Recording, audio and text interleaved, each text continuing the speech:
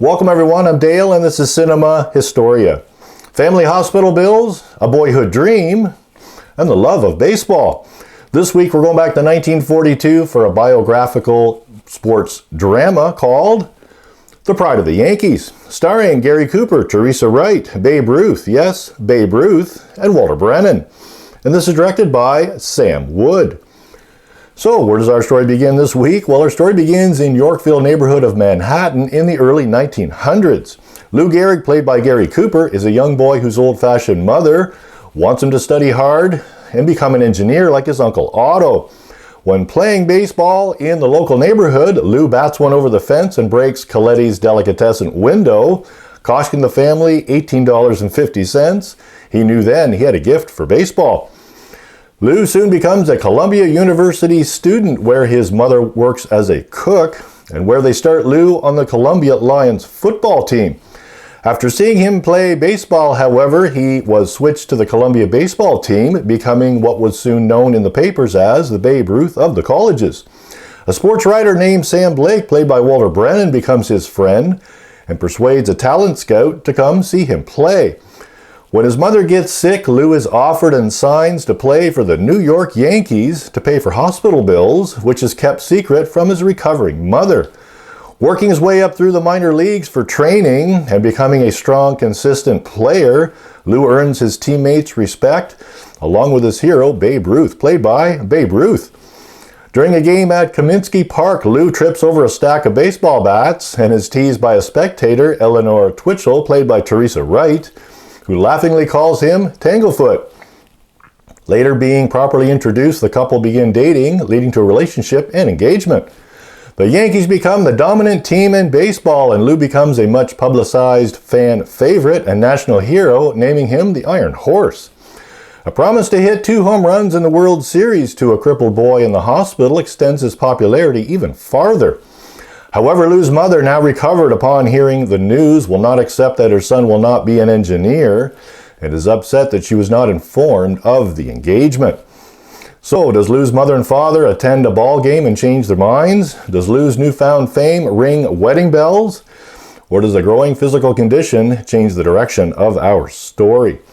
This film, subtitled The Life of Lou Gehrig, was released on July 14, 1942 in New York City. With an 89% rating from the film critic Rotten Tomatoes, this film received 10 nominations and 1 Oscar win in 1943 for Best Film Editing for Daniel Mandel. The Pride of the Yankees was among the top 10 box office films of 1942, and in 2006 this film ranked 22nd in AFI's 100 Years, 100 Cheers list of most inspirational movies. In 2008, the American Film Institute ranked this film 3rd in the sports category of its 10 top 10s list, and in 2003, AFI named Lou Gehrig the 25th greatest hero in American cinema. And that's a great honor. And this is a great movie. Even if you're not a ball fan, you will enjoy this film. Here's something interesting. Our trivia question this week. Was something worn in this film that came from a true event? Was there something worn in this film that came from a true event? So, a little more history and the answer to our trivia question coming up next.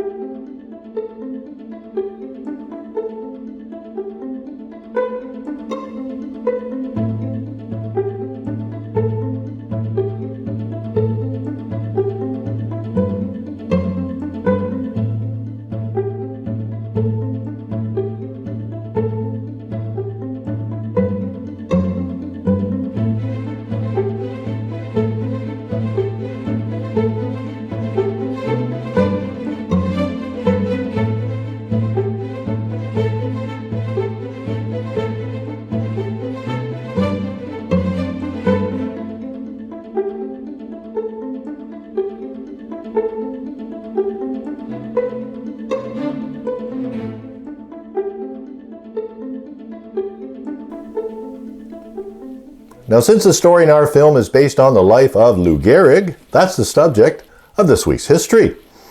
So, Lou Gehrig was an American professional baseball first baseman who played 17 seasons in Major League Baseball for the New York Yankees from 1923 to 1939. Born Henry Louis Gehrig on June 19, 1903 in Manhattan, he was the second of 4 children. Gehrig first garnered national attention for his baseball ability while playing in a game at Cubs Park in Chicago.